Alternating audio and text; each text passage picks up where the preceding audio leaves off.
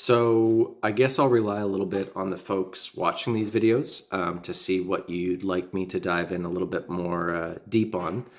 But because this channel really documents my progression, one of the important things to note is that I think a lot, and I've been criticized for how much I think about the routine itself.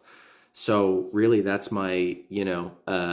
that's number one on my list to talk about in a short time is that the idea of creating this optimized practice routine to reflect on it and then to journal it. So I always revisit my practice routine, and a lot of the stuff ranges from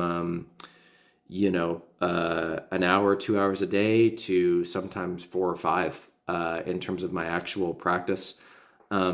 One, don't undersell the non-instrument practice. So if you're reflecting on something and you spend a half hour in a day, that's a half-hour practice time.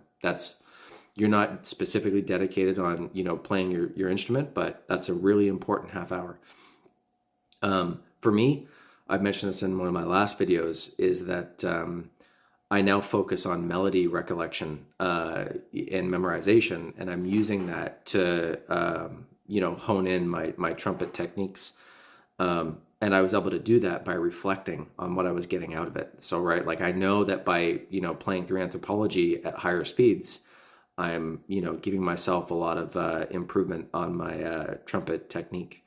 Journaling. So, choose goals and things like that you can, hit every now and then keep expanding upon that. And then that creates this idea of, plan, do, check, act, right? Which I like. And that's the teaser, right? So if folks would like me to drill in a little bit more to this, I can definitely do a more full video on it.